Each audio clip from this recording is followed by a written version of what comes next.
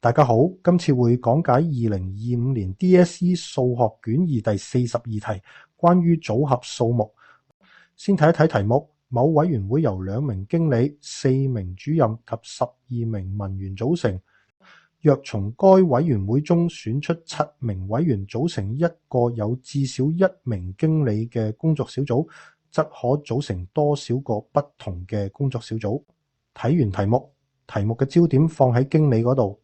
所以我用 M 表示經理，而 M 就係有2個經理，然後其他人員唔係太重要，我就用 X 去表示其他人員。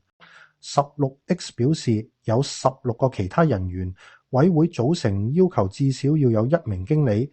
所以有2個可能性，可能係1名經理再加6個其他人員，而喺另一個平行時空裏，也可能係2個經理再加5個其他人員。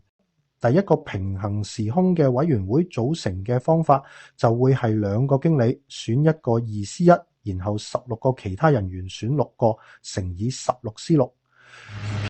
另一個平行時空嘅委員會組成方法，2個經理就會係 2C2 再乘以 16C5。